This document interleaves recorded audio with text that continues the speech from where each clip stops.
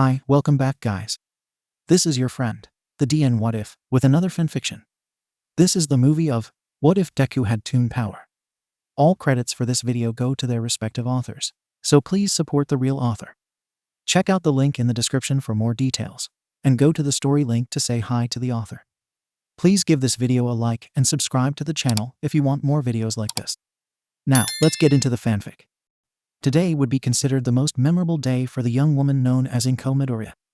Many months of hard work and blood, sweat and tears have now bear fruit.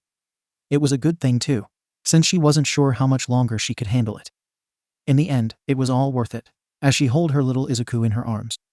While she did have to spend some extra days at the hospital, that did not stop her. In fact, she will take any excuse for her to look after her baby boy. That is until the novelty quickly wore off after a few days. Now she was just irritated. The only thing that made this day just a bit damper was the fact that her husband was not around to witness this joyous occasion. She would have to let him know how she was later on when she gets back from the hospital.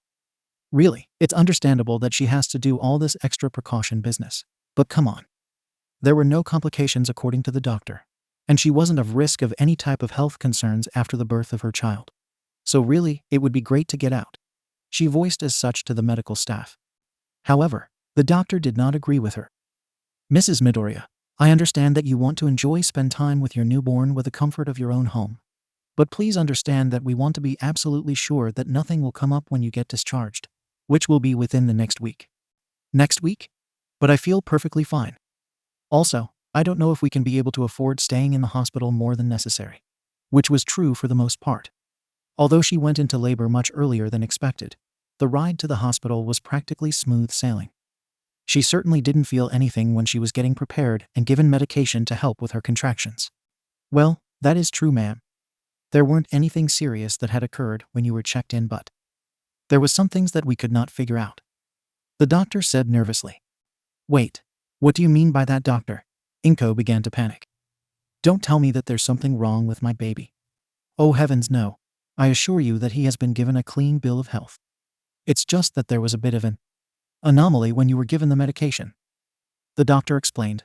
You see, the medication was to help with the pains that would no doubt come with the process of childbirth. But then your stomach began to. What? It began to move around. A lot. As in a lot of movement that would not be normal for a newborn to have the energy to do. It was as if the baby itself was trying to punch its way out of the stomach. You were still trying to push, and was still under the influence of the anesthesia that was provided, so it wasn't felt as painful as it should be. The doctor chuckled when he saw the shocked expression on the mother's face. Don't worry, your insurance will be able to cover most of the costs. We just needed to make sure that the baby didn't do anything inside that would harm you in the long run. Inko looked at her son, who was all wrapped up in his blanket with his big green eyes and happy expression. Wait, big green eyes? I see that you notice how he has appeared to have developed eyesight much earlier than expected. This was another reason why we wanted you and the baby to stay a bit longer. When we examined your child, it showed that he has developed much of the brain as well as other features much earlier than expected. The doctor was now beaming with excitement. At the time of birth, he has already have the appearance of a baby a few weeks into his birth. Furthermore, results suggest that he does not have any aging deficiencies of any sort that would explain this sort of phenomenon. Which means that he already has a head start from the rest. The green-haired woman was surprised to hear such things about her child. Izuku, who was just brought into this world, already has a head start. And with nothing explaining it otherwise. That can't be physically possible. Unless. Do you think that it would be a side effect of his quirk? Inko wondered. It's still too early to confirm such theory. But it is within the realm of possibility. If it turns out to be the case, then I would have to say that your child might have a very strong quirk on the way. A strong quirk. It hasn't even been the end of his first day, and already Inko felt proud of her son, tears lightly glossing her eyes. She was glad that her son would not be bullied or left out anytime soon. She heard stories of the few people who were deemed quirkless, and every time she would be sad how they were badly treated and abused. She would not know what to do if her son were quirkless, nor did she want to think about the implications. Thankfully, she wouldn't have to find out. She snuggled closer to her son, who babbled happily in return. Either way, thank you very much, doctor. Thank you for helping in bringing my child to my arms. The doctor bowed in response. Of course, ma'am. I'll leave you alone with your child. If there is anything else you need, please do not hesitate to ask. I will thank you, doctor. The doctor gave a curt nod before leaving the room, leaving Inko to her child. She gave a small kiss to his nose, who responded with more happy babbles and little hands wanting to grab her nose. She giggled at her son's antics. Well, aren't you a lively one, my little Izuku? I can't wait to show you to everyone. Especially your father. Asterisk sigh asterisk. I just wish he was here to see you right now. She gave a small frown. I know that this would help our financial situation and move into a much livelier neighborhood, but seems the mood swings haven't exactly gone away yet. I just wish he was here with us right now. Wah. She wept while she lightly brought the baby closer to her, waterfalls or tears streaming her face. It was there when Izuku deadpanned at her mother's antics. If there was anyone else who was in the room at the time, they would have marveled at how the child seemed to actually understand his mother so early. Slap. Followed by an incredible amount of shock when they would see Izuku slap the absolute shit out of his mother with a cartoonishly large hand, before retreating back into his warm little blanket. Inko was caught off guard by the sudden hit. Gak. What they, who, huh. Seems as if she did not notice her son earlier. What in the world was that? She looked around and saw nobody in the room before seeing her child, and immediately regretted being carried away when she saw how much her outburst scared Izuku. Oh no, don't cry, Izuku. Mommy's sorry, she didn't mean to scare you. She lightly rocked the little bundle to calm him down. SHH. It's okay, honey. Please don't be scared. Fortunately for her, Izuku began to calm down after a few minutes and looked up at her mother with small tears in his eyes. There we go, Izuku. I'm sorry I scared you. Please forgive me. The little Midoriya stared at his mother, before looking away with a pout of all things. Inko let a gasp. No, don't be mad.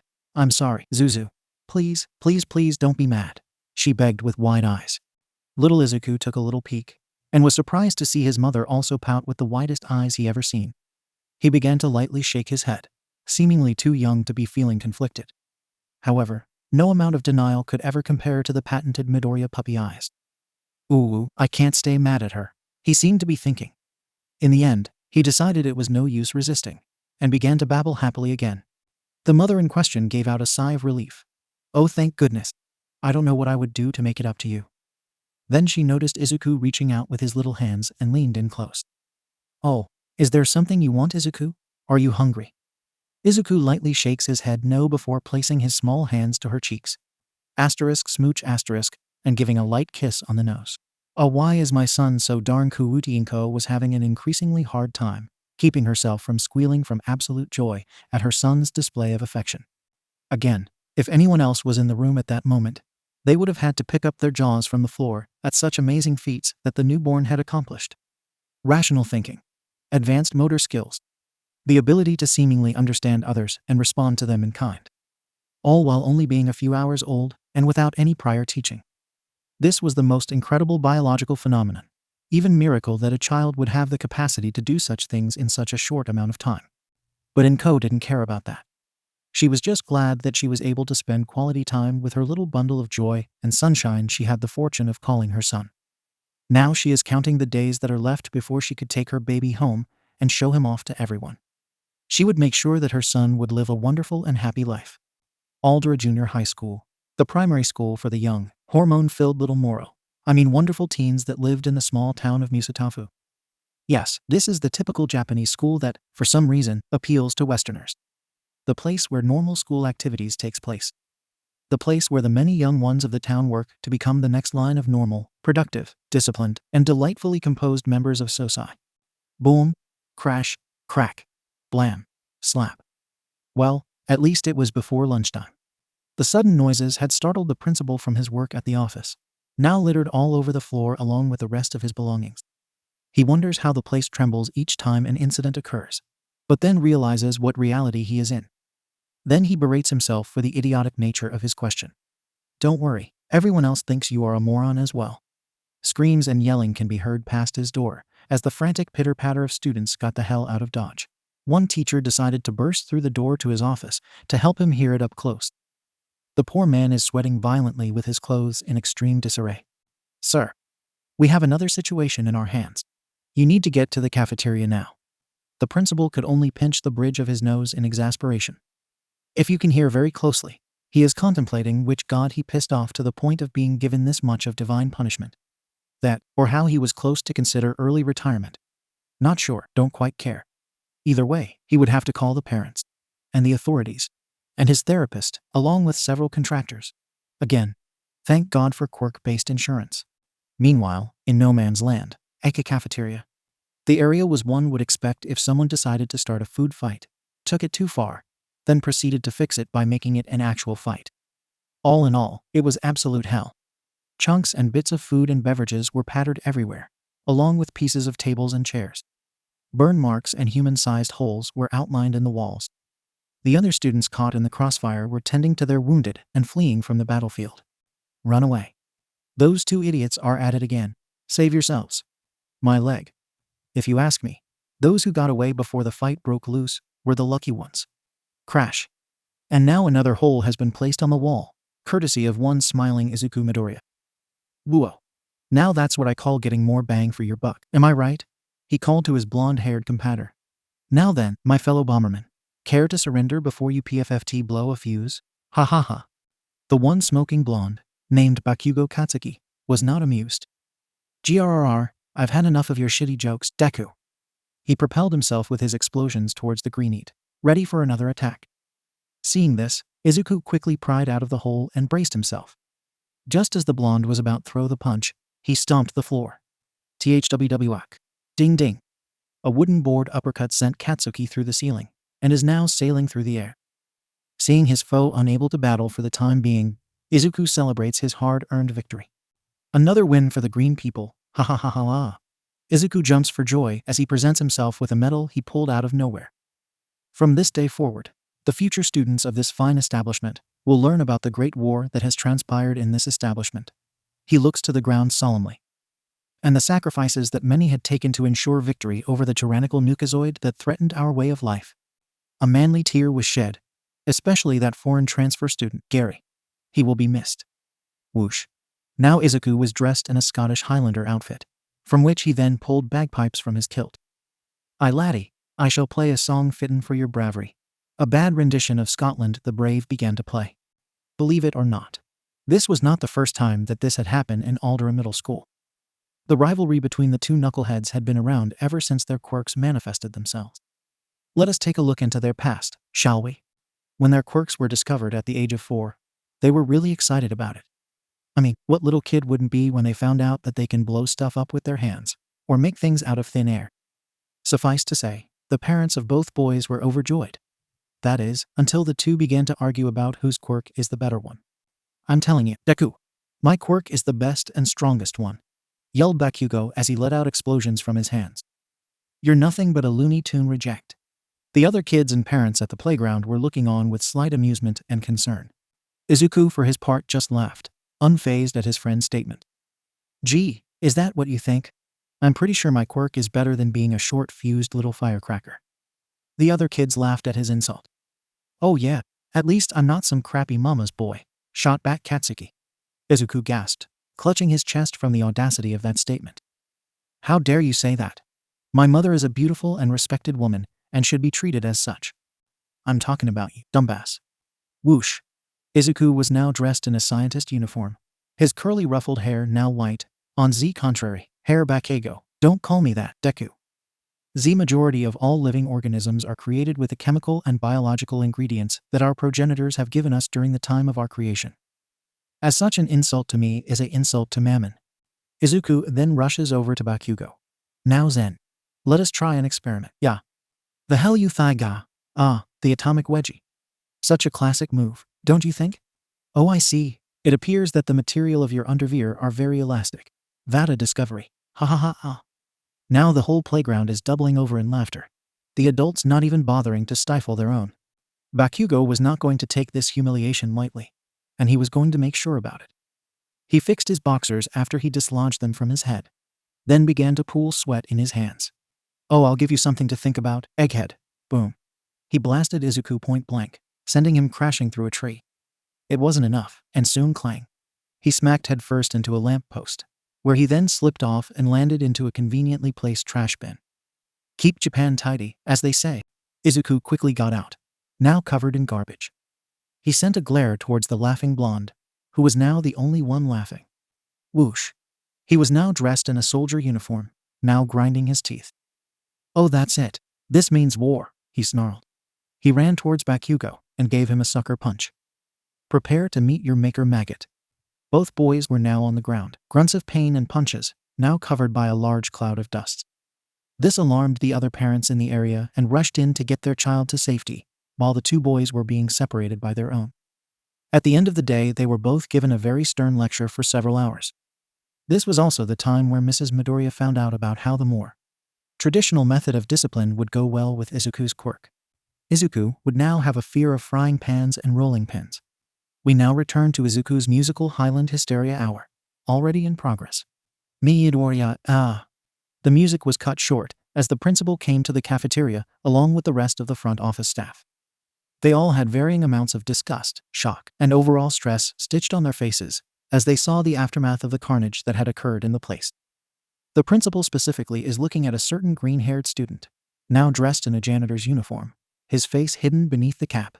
Izuku was casually mopping the floor, seemingly unaware or uncaring of the new arrivals. "Aye there, boss," he greeted with a gruff New York accent. "Just doing my business here. Nothing to see here." "There most certainly is something to see here, young man. I want you and Bakugo in my office. Now." Seeing that the jig is up, Izuku threw his mop to the side.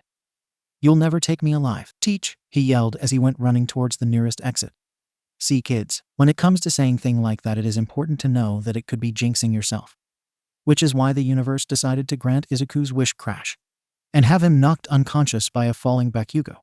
Normally, one would be worried about a kid falling several feet from the air on top of another kid, especially when it happens in a school. The teachers just consider it another day in Aldera Middle School. Really, nobody thinks about anything serious when those two are involved. Even when the authorities arrive on the scene, the people of Musatafu never worry. This is mostly because there is only one person who would be insanely idiotic to have this many policemen on the scene in a relatively quiet town. I mean, really, not even the heroes even bother to join in due to previous engagements with the problem child duo. Needless to say, the two boys really earned the titles of the troublemakers of Musatafu. And going by the cycle of troublemakers, the two are now in the still messy office. The boys are seated, one with a big grin and the other with a withering glare to said smiling boy. The principal is at his desk, taking some aspirin while a detective stands beside him. Detective Tsukachi took a deep breath, rubbing his temples in a vain attempt to calm down his headache. "Boys, this is the 4th time this month that we had to intervene in one of your shenanigans," he explained with a stern voice.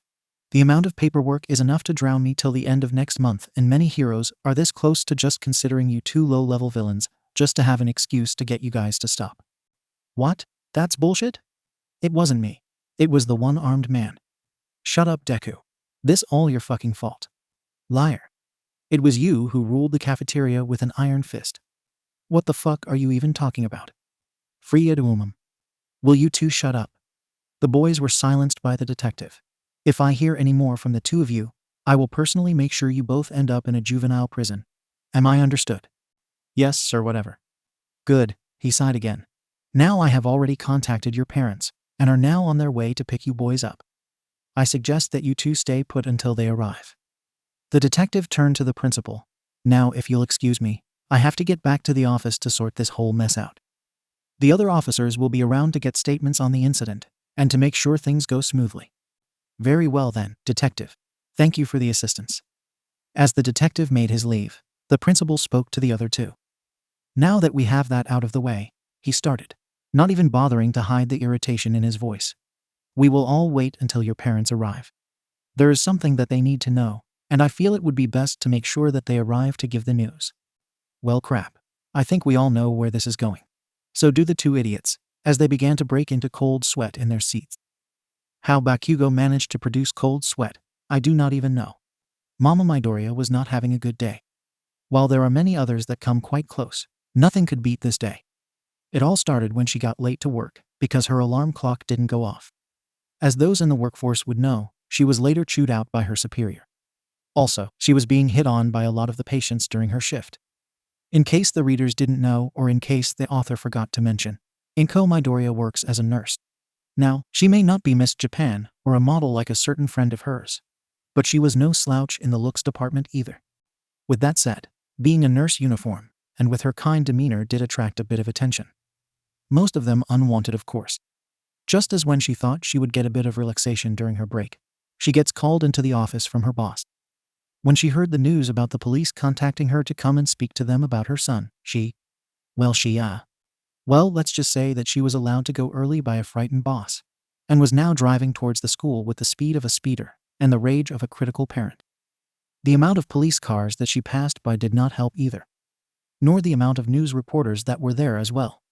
She arrives at the parking lot, where many reporters were asking questions to police and people involved. Once they saw the mother out of her car, they quickly rushed over to her, microphones and cameras at hand. Inko, for her part, was doing her best to not outright scream at them as she quickly shoves them away from her. Several officers, seeing her predicament, come towards her and escort her towards the school. Once she arrives at the principal's office, she sees Mitsuki arguing with her son, while the principal hides his face with his hands. As for the other one, "Hello, Izuku." The boys, and apparently the principal, jolted from the utter rage barely concealed in her soft voice. "Would you like to explain to me why I was called from work? Was told that my son was fighting another student in school, and now the place is temporarily closed due to the extent of the damage." Izuku quickly got out of his chair to face his mother, giving the most cute face he could muster. "Oh mother, how lovely to see you again. I see that you look wonderful as always." Clang. A good smack to head with a small frying pan was enough to shut him up. Both the principal and Katsuki jumped from their chairs, afraid of the mother's wrath. Mitsuki, for her part, just watched the whole thing with amusement. "Izuku, there is no need for that. Now behave yourself while I speak with the principal, okay, honey?" "Yes, and Muthira." The poor boy was still seeing stars. Literal stars, mind you. Inko took her son's seat. "Thank you, dear. Now then, is there anything that you wanted to share with us, sir?" The poor man wanted to get the hell out, but decided against it and sat back in his seat. "Well, as you and has already been informed, your son was involved in a fight in campus with a gentleman sitting right next to you, which has resulted in thousands of yen in damages. That's not to mention the parents of some of the students that were caught within the fight itself is demanding that we take legal action against these two. The parents are also threatening to sue. Sue us. Can you tell me the name of the parents? I think we can sort out an agreement," interrupted Mitsuki with a glare of her own. That's not necessary. The police have already taken care of it, and will be contacting the both of you to make sure you can settle things out of court. I guess that's that then. And not quite, replied the principal. "Explain," demanded Inko. "Well, we all know that this hasn't been the first time that this has happened at school. At first we were overlooking it because we saw the potential that the boys have in being successful in the long run. However, we can no longer be able to do so, and we will have to apply punishment as deemed fit." "Wait, you don't mean?" "I do." The principal gave a grave look to the two families in the room. "Katsuki Bakugo and Izuku Midoriya, you both are hereby expelled from this school." "What? That's bullshit. This is all your fault. Deku, you shitty clown." Biwaga. Now this got Izuku from his delusional state before being tackled. "Hey, what's the big idea, short fuse? Get off me." "Like hell I will. I'll kill you. Go choke on your own sweat, Pomeranian." The two mothers quickly got their boys separated before they would cause any more trouble. Smack, clang. And that was the sound of the mothers making sure they wouldn't do it again. The ride back home was silent for the most part. If one were to ask Naomasa Tsukachi if he regretted being in the police force, he would say no. If someone were to ask him if he regretted being in charge of keeping an eye on a certain individual because of his tendencies, he would still say no. If someone were to ask him that after he saw the literal stacks of paperwork he had in his office desk, he would advise you to get the hell out. Which is what he did after he kicked out a junior officer that was giving him a report. He spent the rest of the day doing paperwork with no way of getting out of it. That is, until the universe decided to throw a bone to the guy. Obviously by bone, I mean Yagi Toshinori. Naomasa did not even bother looking up from his paperwork when he knocked. "Come in." The no. One hero peeked his head out the door into his office. "Hey Naomasa, you said you wanted to talk to me." "Yes, as a matter of fact, I do. Anything to get an excuse to hold off this paperwork for a while." Yagi whistled at the amount of paper on the detective's desk. "Whoa, you've been busy. Did you get an increase of crime in the area?" Believe it or not, no. Naomasa finally looked up and gestured to the stacks of paper. All this is from a single incident that just happened just a few hours ago. Gak! Yagi quickly wiped off the blood he spewed in surprise. Wait, are you serious? Afraid so, my friend. I've been at this for a long while now and I haven't even gotten halfway. I swear those kids are going to be the death of me. Wait, kids? Are you telling me that this was all done by a bunch of kids? No, just two. Naomasa corrected. The kicker. This isn't even the first time I had to do this. Digging through the drawers in his desk, he pulls out a considerably large file. He gives the file to Yagi. The first incident happened around 12 years ago, when they were fighting in a playground. It started out as simple roughhousing, but then it went too far and made massive damage to the property itself. Ever since then, I've been assigned to take care of each occurrence, and every time it's been headache after headache. Yagi looked into the file, while the detective explained the situation. The first thing he sees are two simple portrait-sized photos of the two boys, both in their early teen years. One was a boy with emerald hair, green eyes and symmetrical freckles in each cheek with the biggest smile the blonde ever saw. His eyes were wide with what seemed to be immense excitement, and seems he was okay with what was going on. In fact, he looked even proud of being in that photo. Proud of what is up for debate. On the other hand, the other kid looked like he wanted to be anywhere but there. He had blonde, spiky hair with red eyes, and with a look that would rival a decent villain with the amount of rage bleeding into the photo. There was also a bit of smoke coming out from the background, which was weird. Turning the photos around, he found their names and ages written on the back. Izuku Midoriya and Katsuki Bakugo. So these are the two troublemakers, he asked the detective. Naomasa gave a slight nod and rested his elbows on his desk. That's correct, Yagi. Although with this recent one, they really are going to be in hot water this time. Yagi looked up from the file confused. What do you mean by that? Don't tell me they were arrested. They weren't. But I was informed by the principal of the school where the incident took place. As of right now, they have been expelled and outright banned from entering for any reason whatsoever. As for the parents, they would have to pay a certain amount in fines as most of the damage were thankfully covered by the insurance company. The blonde hero spat out more blood in shock. The two of them managed to get in that much trouble. And with so much damage. How the hell does he even put up with this? Surely there has to be some sort of reason why the two are always at each other's throats. If there is, then they haven't said anything about it yet. We already tried to get the two to see a therapist. But that only led to the therapist herself being sent for help. My God. Yoop. Naomasa let out a deep breath and pinched the bridge of his nose. I've been looking for ways to settle their little quarrel. But I'm running out of options here. Which brings me to you. Me. Yes. He motioned the file Yagi was currently holding. Based on their information I found in their files, one of the only things that they have in common is their love of heroes. Both are the biggest fans of All Might, and have even been seen putting their fight aside for things involving heroes at times. So you want me to talk to them as All Might? At first, yes. But then I realized you don't really met the type of person who solves problems with words. So I was kind of hoping you could find someone who was willing to come and try to talk to these two.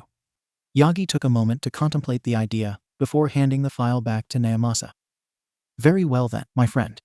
I will go ahead and make a few phone calls. I am sure I can find a few heroes who are perfect for the job. The detective gave a tired smile. Glad to hear that. You have no idea how much you are helping me here. The blonde-haired Skeletor smiled back, and they both said their goodbyes. Once Yagi left, the detective looked at the remaining stack of papers still on his desk. He hopes that his friend finds someone to help him. Otherwise, he wasn't sure if he was able to continue with this routine for much longer now. Maybe after this, he would go for some good alcohol. That always helps him unwind and forget the woes of today. Wait. He just realized something. Since the boys don't have to go to school anymore, that would mean they would be left wandering around Mizutafu at some point. And he would have to file paperwork for every single fight they get involved. Why? Slam. Yagi, wait. WWI diet. Boredom. The state of being weary and restless through lack of interest. It is that dastardly being that seeps into the mind of every living soul, draining its victim of its life force and willpower. It is the very thing that scares even the laziest of people and the most creative of minds. Hell, even the author himself had to remedy himself through the use of forced writing and cheerful music. For Izuku, he very rarely gets bored, but when he does, he makes sure that the whole world knows of his suffering. Hanim mbuo ara read, wailed Izuku, clinging onto his pillow like his life depended on it. The young boy has himself sprawled all over his bed, with the All Might sheets in complete disarray. Actually, his whole room is All Might themed, the only exception being some 50s-style furniture and his collection of cartoons in the corner. It's a good thing that his clothes aren't All Might themed as well, because it would be an awkward conversation to explain why he would have All Might undies. I mean, really, are you really willing to wear your favorite hero on your crotch? Weird questions aside, Izuku quickly sat at his desktop. He was thankful that he was not banned from using it, since he was grounded by his mother ever since the incident that took place about a week ago. From there, he just spent his time re-watching old cartoons and practicing with his guitar, as well as watching videos of hero fights that recently took place. He is a bit irked that he wasn't there to personally see it, but does not want to incur the wrath of Midoriya and her brutish pan of punishment. Quickly getting that horrid image out his mind, he opened up a video that would always lift up his spirits when the times were tough. This video in particular took place during last year's US Sports Festival, when the finals took place. The final match between two students in the hero course, Tamaki Amajiki and Mirio Tagada, was a sight to behold in Izuku's eyes. He remembered how the way the two used their quirks along with their considerable fighting prowess. It was unlike anything he'd ever seen in a match like that in the previous years before that. His near-insane smile was practically glued on for the duration of the match, remembering when he literally burned his notes into his notebook, smoke and all. That was nothing compared to what happened near the end of the fight. As both fighters were now exhausted, Mirio decided to try to catch the gloomy guy off guard by appearing behind him with his clothes off. Ha ha ha ha ha. No need to be so cheeky there, Tintin. Ha ha ha. He called out, banging his fist on the table. The first time he saw that, he nearly died of suffocation from so much laughter. After looking into it, he found it had to do with his quirk, which was some sort of transparency effect on objects. In retrospect, it made sense, but you can't blame him for that not being the first thing that came to mind. The reporters who made the article about it certainly had a field day for weeks at the poor teen's expense. Izuku, what did I say about staying quiet? Izuku fell back on his chair from the sudden outburst from his mother in the kitchen, then quickly stood up straight in front of the door with shivering nervousness. Sorry, mother. I'll be good, promise, he answered with a nervous smile. Good boy. I love you, my little Izuku. I love you too, Mom. More than anything else in the world. Me too. But remember that flattery will get you nowhere, Tilda, she said in a sing-song voice. True. But you can't blame a kid for trying, right? Hey, yes, Mom. Once he was sure that she wouldn't burst through the door, he let out a sigh of relief as his head hung in sadness. Say what you will about our crazy green-haired problem child, but if there is one thing that he would not do under any circumstance, it would be to make his mother really upset. Hell hath no fury like a mother scorned. He silently wept comical tears in his room. The things I do for love, he muttered miserably. We've been there, kid. We've all been there. Inko sighed as she began to boil water for the tea. I absolutely adore my son, but sometimes I can't help but just wish that he takes more consideration about what he does. She then takes a seat at the table, giving a small smile to her guest. Either way, I can't thank you enough for taking the time to tutor my son, Miss Fukikato. I understand how stressful it might be with your already busy schedule. Oh, not at all. In fact, I kind of wanted to find an excuse to meet him, haha. That was really just understating her statement, to say the least. Also, you can drop the formalities. Call me Emmy. Ever since she found out about the kid through a certain homeless man-looking hero she worked with from time to time, she wanted to know more about him. Looking through the public records and quirk registration forms, she found that Izuku had a very unusual but powerful quirk. Apparently, Izuku had the ability to bend reality to his will, rendering many laws of physics and other fields of science practically pointless. It was very concerning for her to see that, because she wondered how a boy his age would be able to handle a quirk so powerful such as that. Which she then became amazed at his skills and creativity when she looked through the incident files given to her by a very tired and slightly drunk Detective Naomasa. The boy was able to control his powers to an extent using nothing more than cartoon logic. It was simple, but very effective as demonstrated in the files. However, it seemed as though he has a hard time trying to reel in his emotions when using them. That might need to be addressed. It was a good thing she brought the file when she came to visit the Midoriya family. Okay then. Now a little bird told me that a certain young man was expelled from school and needed someone to come in and help teach Izuku. The cops figured I was the right gal for the job, and so Emmy spread out her arms. Here I am. She then leaned in as if she was gossiping. Although I do have a few questions about Izuku regarding his quirk. Inko was confused, such as, well, for starters, how did Izuku learn to control his quirk like that?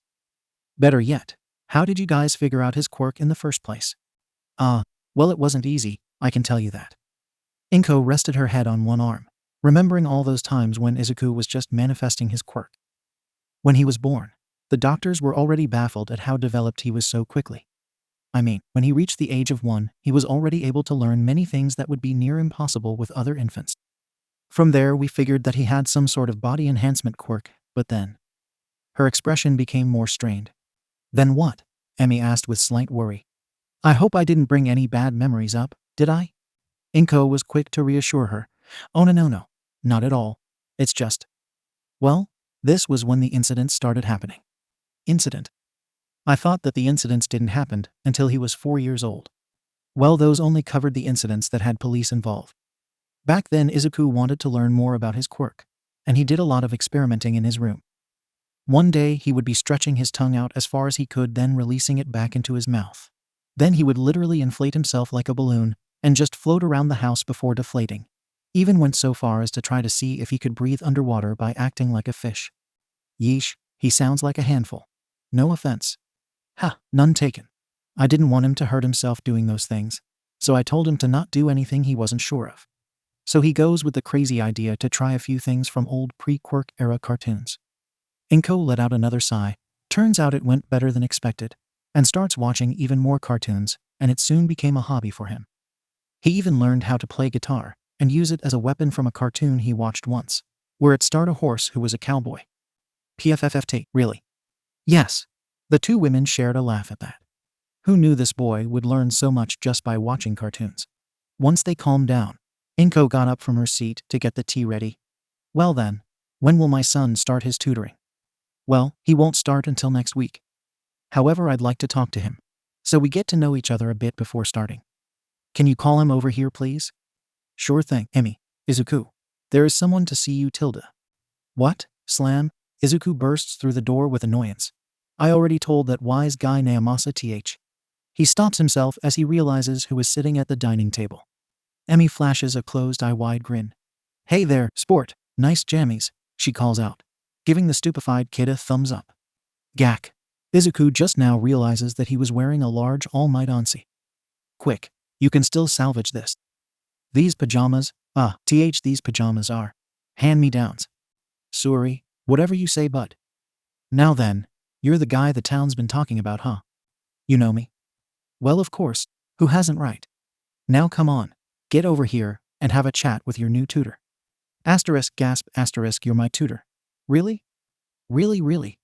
Woohoo, Izuku threw his hands in the air, bouncing in excitement whoosh, before zooming into the room and out again.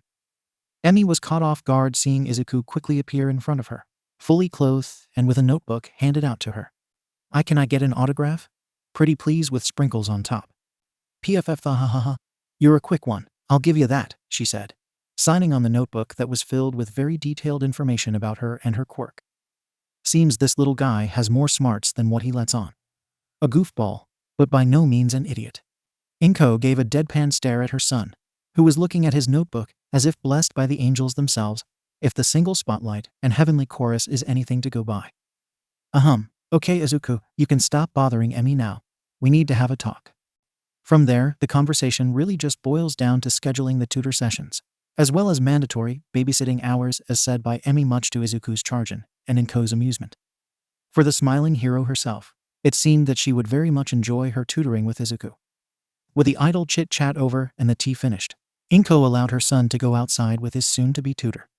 Well then, if I'm going to spend time with her, might as well have her know the rest of the gang, thought Izuku. With that goal in mind, he made a few phone calls as they made their way through town. Located within the coastline of Musatafu lies a place called the Dagaba Municipal Beach. This was once a beautiful beach that was a hit with the locals, and many flocked towards the area for fun. Now it's a dump. Don't really have much to say than that. Meihatsune was currently rummaging around the heaps of trash, looking for scrap metal, throwing them haphazardly into a small cart. Mirio, on the other hand, stood atop of a very large heap, looking out in search of his friend. Both received a call from Izuku telling them both to wait for him, not really giving any further information. Then again, he spoke really erratically. Guys, you are not going to believe it this much. Okusenmas. In discoing. Tobmatutor. Ansessiono. Smindagodno. Tografand. Meet. The beak right now. And will Betharanabi. Take thanks bye. Yeah, try understanding this in one take. Imagine trying to figure out what he said at that moment. Good luck with that. Geez, I know Izuku wanted to meet with us for something, but would it kill him to slow down on his directions? Clatter, clatter. May gets up from her scavenging to look up at the muscled blonde with a wide smile. Oh, come on now, Mary. You wanted to see him again too, you know, clang. She says as she throws more metal into the cart. Besides, this is practically the only place where he could cause a ruckus and nobody would care. Who knows how long such a place would last for a guy like him? Asterisk sigh asterisk. Yeah, I guess you're right. Still, it would do him a lot of good to try to chill down for a bit, you know? I feel like one of these days, it's going to backfire on him. Haha. I think it already did, with the expulsion and whatnot. But look on the bright side. There's a bright side? Mirio asked. Of course. May punched the air, determination in her eyes. Now that he doesn't have to deal with that place, he can test out my babies for as long as I want. The perfect guinea pig for an inventor like me, ha ha ha. Mirio gave a deadpan stare at his pink-haired friend. Of course you would only think of that, May. Mirio wasn't friends with May until he became friends with Izuku, which was shortly after the UA Sports Festival. While Izuku did come on a bit strong understatement of the century, he grew to enjoy Scratch that, tolerate Izuku's antics, and became fast friends. However, they weren't really able to hang out as much since he still had to work on his school assignments, not mentioning the internship he currently has with Nightai. They would still keep in touch, and would often find his green-haired buddy in a news story involving some outrageous situation.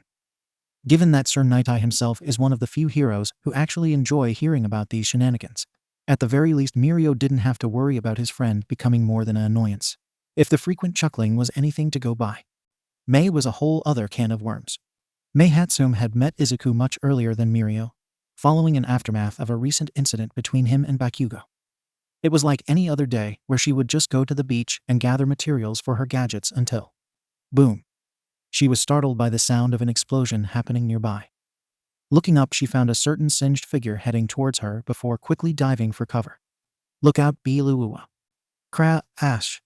The poor boy crashed into the piles, causing an avalanche of trash, which overwhelmed the inventor in the process. It wasn't long until both managed to get their heads out of the sea of metallic residue. From there was when she managed to take a good look at the boy. The boy was also doing the same thing, staring at her. They stayed quiet for about a minute before the boy decided to break the ice. Heh. Looks like I ain't the only one down in the dumps, eh, Pinky? Never before she would think about a time she laughed at something so stupid. And from that moment, she decided that this boy was to be her friend. Izuku was the first person to even consider about helping me with testing my babies when I first met him. With that quirk of his, I know damn well that I'm going to milk it for what it's worth. So of course I am thinking of that. What? And you don't care at all for his safety? May holds up a rusty crowbar with slightly violent intent. Now don't you go and try to mince my words here, mister, she hissed. I consider him a good friend and business partner, as well as a volunteer test dummy. I tried asking you, remember? Yes, I do remember that. I also remember how that little gadget almost killed me in a fireball. Then you know how much I value Izuku. That doesn't sound so reassuring. Hey guys. Izuku, you're here. May discarded the crowbar to the sea clang. Oh, what the hell, May? Oh, it hit Mirio, never mind. May promptly ignored the blonde. Izuku ran towards the two with his traveling buddy closely behind. Seems he is a bit eager to get here, looking at how winded his tutor is right now. The poor woman was on her knees trying her best at regaining her consciousness again. Izuku gasped. I know how wheeze much you want to see gasp. Them again, but at least'll mekach bleh, thud. The three quickly ran over to the lady on the ground with concern. Or maybe with slight morbid curiosity. You can never tell with these kind of things. Holy crap, she practically ran out of steam. Izuku, what did I say about using your quirk moderately? Sorry. I guess I was a little excited. But don't worry, whoosh. She will be in good hands, said Izuku, now dressed in a doctor's uniform. Dr. Tagada, prepare the patient for treatment. Nurse May, get the medical tools. Izuku. She's suffering from dehydration. We need to get her to a hospital. Slam. Mirio was silenced with the blunt force of the table, now laying under it while unconscious. May set to work helping the young woman get on top of said table. Okay, patient is ready for treatment. Izuku gave a slight nod as he rushed towards the ocean. Once on the shore, he pulled out a metal bucket and filled it with water in one swing wash. Rushing back to the patient's side, he prepared himself. May took a step back outside the splash zone. Clear, splash, blag. Miss Joke jolted back into consciousness before losing her balance, falling out of the table. Coughing out the water, she slowly got back on her feet and looked at Izuku. Okay, she said, slightly confused. Any reason I am wet and… She immediately looked at her surroundings. Why is there a guy under this table? And why are you in a doctor's outfit? May took this as her cue to introduce herself. She moves to Izuku's side, now gaining the tutor's attention. Hey, teach. Sorry about the confusion earlier, but this guy really doesn't know how to keep it together when it comes to meeting new people. May offers her hand for a handshake. The name's May Hatsum, Izuku's friend, genius, and inventor extraordinaire. The older woman smiled brightly at her introduction. Emi Fukukato, but you can call me Emi. You know, when I was told that Izuku has friends, I was a bit skeptical. She looked to the side sheepishly, lightly scratching her cheek. Sorry if that seems a bit rude, but after hearing about the guy's little misadventures, I was worried that he was hanging out with the wrong crowd. Ha, as if. May draped her arm over her buddy's shoulders. Those street thugs already tried to recruit the guy, but he was too much of a wild card to even get close. Matter of fact, even the local Yakuza tries to get out of his way. Emi's mouth hanged open in shock. Wait, what? Naomasa didn't tell me that. I even looked into his files and everything. May gave a playful scoff at that. That's probably because the green bean over here causes so much trouble he can't keep up with it. I mean, really, whatever crap he has in those files are just their own little version of it. I remember this one time where he… All right, that's enough out of you, grease monkey. Izuku shoves May to the side. Whoosh. Dressing back to his casual clothes, he goes back towards the table and drags out the still unconscious Mirio, then hoists him over his shoulder. Now if you gossip girls are done with the yarn spinnin', I know a place where we can get ourselves some nice grub. Who's with me? As long as I don't have to pay, I'm in. Well, I am hungry after all that running, but… Emi pointed at Mirio. Shouldn't we do something to help him out first? Izuku looked at the hunk of Tintin flesh on his shoulder. Alright. Wait for it. Wada it for idiot. Whoosh. May, prepare the table. We have another patient that needs steam, stat. After reviving Mirio as well as apologizing to Mirio about decking him with a table, as funny as it was, the group went to a local fast food joint where it served burgers. Unfortunately, after a while the staff had to inform their fellow customers that they were out of meat for the time being. The people there wouldn't have to guess very long about it after seeing a mountain of food on one of the tables, courtesy of a hungry Izuku and his guests. Mirio and Emi just stared at the other two with a look that can only be described as one that desperately tries to register the absolute ridiculous scene happening in front of them.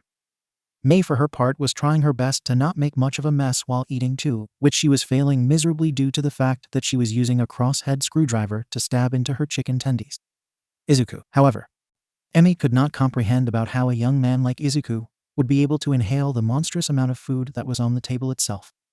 Burgers, french fries, curly fries, salads, chicken tenders, and whatever sides and/or items he had was close to touching the ceiling.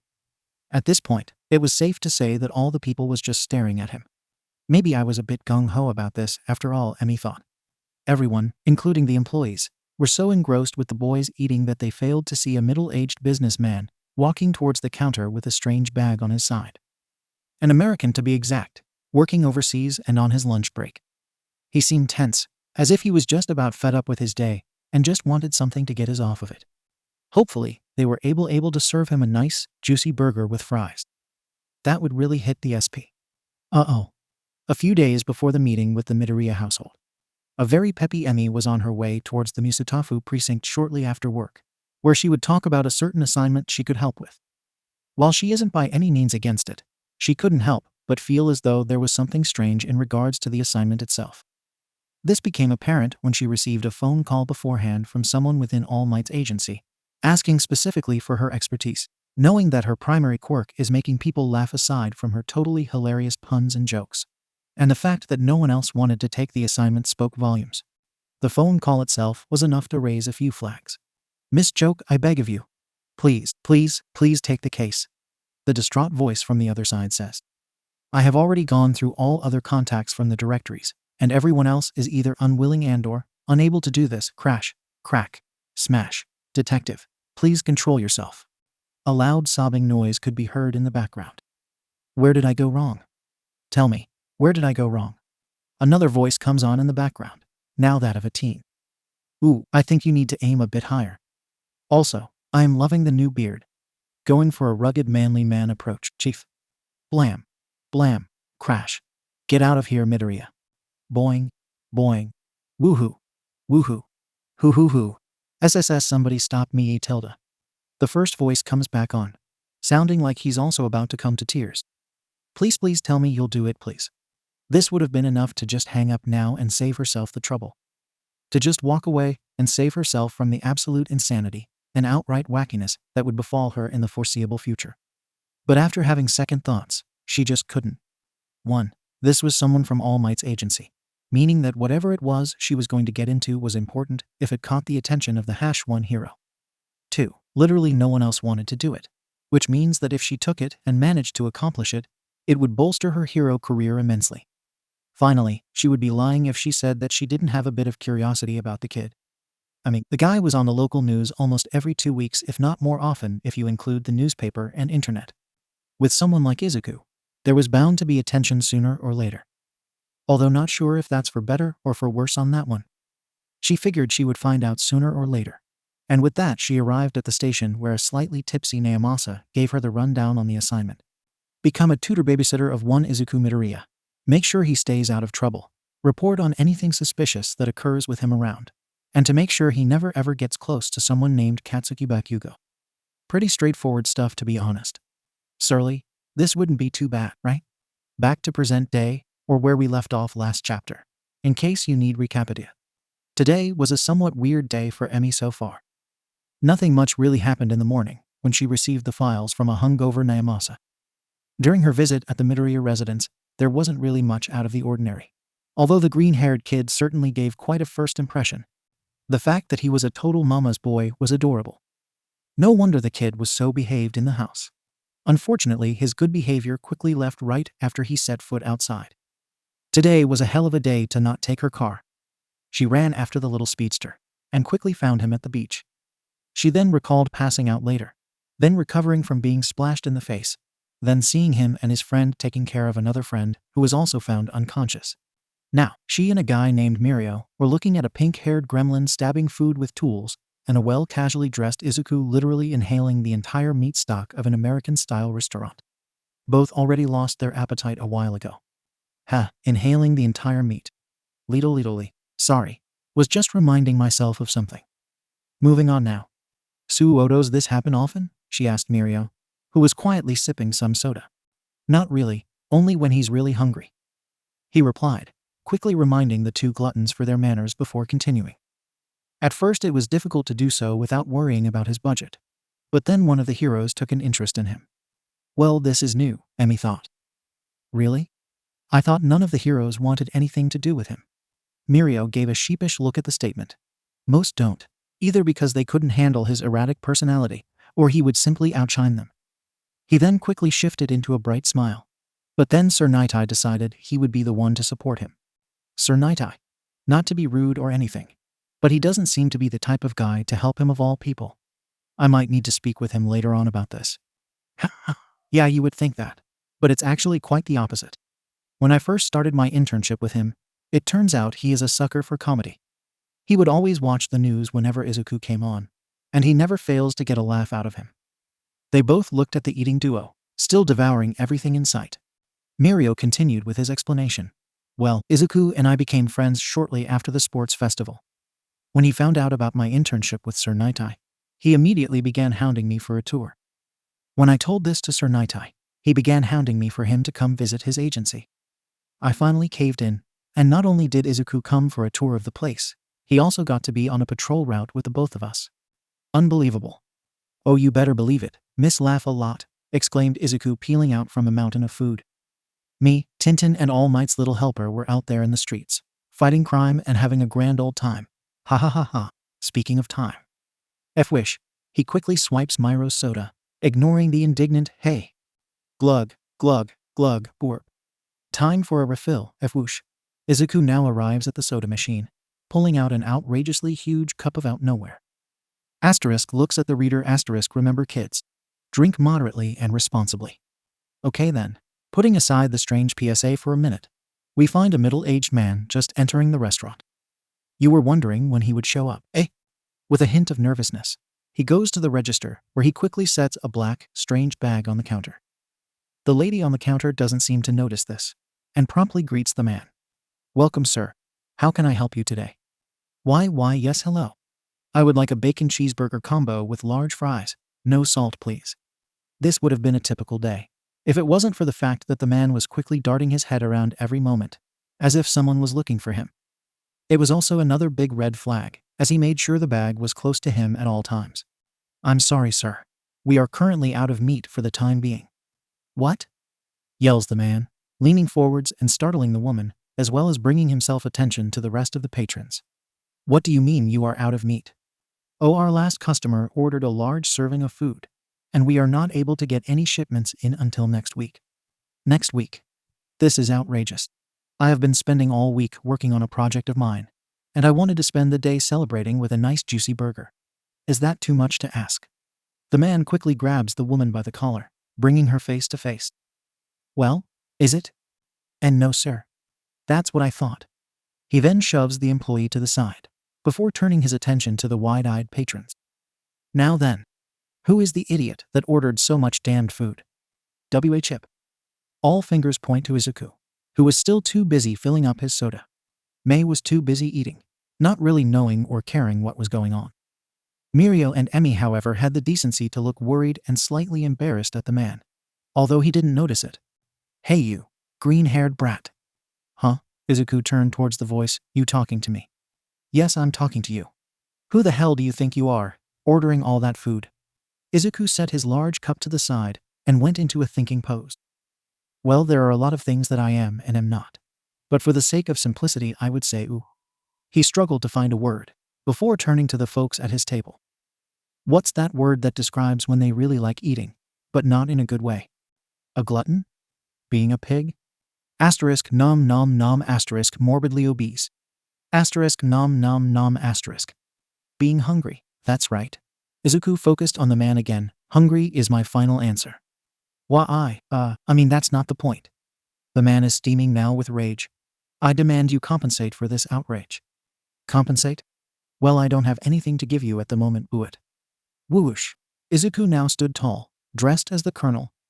I say, there's a nice chicken joint down over yonder that can really fill up that shriveled up stomach of yours, stage whispers to reader.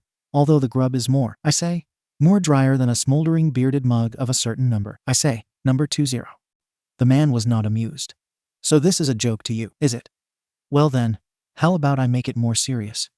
Things were escalating very quickly, and Emi for her part was not going to let this go any further. Whoa there, old-timer. There's no need to start any fights here. I'm sure we can all settle things in a nice and peaceful. Ciararosh. She was interrupted by dodging a cash register thrown her way. Thankfully, the register didn't hit anyone else, but it was enough for the other patrons and employees to quickly realize the situation and began running out the exits. Mirio and Mei, also realizing the situation, got up from their seats as well. The man now started convulsing very violently as dark green ooze began to seep out from his face, quickly enveloping over his body. Tentacles sprouted out from behind and began grabbing furniture and other objects, destroying everything around it. Emi quickly switched to her hero persona. Mei, Izuku, you two get out and make sure the civilians stay away from the area. Mirio, you stick with me. Yes, ma'am. Awa. Izuku, you are already in thin ice. I am not going to have you arrested. Teach, I already faced enough baddies to know how this whole shindig works. He won't get a single hit from him. Slom, bomb, Izuku. Their cry goes unheard as a thrown fryer slams into him, sending him through the wall and onto the street before hitting oncoming traffic. He crashes onto the windshield of a car, causing a domino effect as other cars began crashing into each other and several other objects. Several bystanders have begun calling the police while others run away from the chaos. The screams and car noises are just icing of the cake as panic and confusion spread around the area. Meanwhile, the fight had already fired off, as the slime villain threw more furniture at the two, while simultaneously swiping at them with his tentacles. However, his movements were too sluggish, allowing the duo to easily dodge all incoming debris. GRRR, stay still, damn it. Sorry, not in the mood for jello right now. Leave it to Miss Joke to have a one-liner ready. Mirio, see if you can get a hit on him. On it, Puier. Mirio quickly charged forward, easily avoiding any hits from the monster. He quickly closes the distance as the delivers a right hook squelch, only to find his fist embedded in the slime. What the? He cries out as he tries to yank his hand out of the slime. Unfortunately, the composition of the slime is too thick, making it impossible for him to move around. As he realizes this, the villain begins to ensnare him further in the slimy goop. It only took a matter of seconds before he was fully encased. The slime villain cackled madly as he begins to inch closer to Miss Joke, failing to notice the slight smirk on her face. Ha ha ha. Is that all you heroes got? Ha ha ha ha ha. I should have known that you were incompetent, but this is ridiculous. Ha ha ha ha ha. By this time, the restaurant had been virtually destroyed, revealing a crowd of bystanders surrounding them at a considerable distance. They cried out as they saw the young man get caught by the slime villain, and grew worried for him when the villain began gloating. Ha ha ha ha. And gloating. Ha ha ha ha ha ha ha ha. And gloating. Ha ha ha ha ha ha ha ha ha ha ha ha ha. Okay, now I'm beginning to think he has a bit of a breathing problem. This was made more evident as it became more difficult for him to use his tentacles by how much he was twitching. That and the apparent tears he's been shedding. I'm all for laughing at your own joke, but there's no need to force it. Miss Joke gave a big thumbs up. Now Mirio. Seeing the signal, Mirio gave a quick wide smile, which is stupid, considering his situation, before quickly phasing out of the slime and into the ground. The slime monster gave a loud cry of surprise. Ha ha ha ha ha ha ha ha ha ha. Oh, never mind. He's still laughing. However, his laughter soon got cut short as a naked Mirio suddenly shot out from below ground. Before the slime villain had the chance to register the fact that he was looking at a high schooler's junk, Mirio quickly gave an impressive roundhouse kick towards the eyes, managing to knock them off the main body. Jaya, I'll kill you for that, slime villain, now devoid of vision, sort of began to move much more erratically. Reactivated her quirk to prevent the villain from causing further damage. Ba bonk. Oh, so now the sleeping beauty decides coming. Shut it, narrator, yelled Izuku as he was now holding the eyeballs that knocked him in the head as he was trying to get up. Now then, what the heck is the deal with these? He held out the eyes that were in his hand. I get they were keeping an eye on me, but this is ridiculous. Well, take a look at the fight going on right now. What fight? Fight right next to you. What? He looks to the side and sees the fight that was currently going on. At the moment, the slime villain is still being restrained by Miss Joke's quirk, while Mirio, now fully clothed, switches to a different tactic as he now begins to scoop away from the main body. He puts the eyeballs in his pocket and observes the scene in front of him. Oh, I see what he's up to, thought Izuku, wearing him down till he's nothing but a single serving. Not bad, Arn. Now I'm hungry for jello. He also sees Miss Joke slightly trembling, sweat gracing her features. Oh boy, she doesn't look too hot. Looks like she's about to pass out in a few minutes. It would only be a matter of time before she is forced to deactivate her quirk, which might give the slime villain a chance to recover. Seeing no other choice, there is only one thing to do. Welp, might as well stick around until this whole thing blows over. But first, Tilda. Whoosh. Izuku quickly changes into a maid uniform, now with an added apron. I need to clean up all this rubbish, says the cross-dressing weirdo as he pulls out a massive vacuum cleaner and a broom from the front pocket of said apron. He begins to sweep up the debris while simultaneously vacuuming up all the slime scattered everywhere. Meanwhile, Miss Joke is struggling to keep up her quirk up, exhaustion now catching up with her.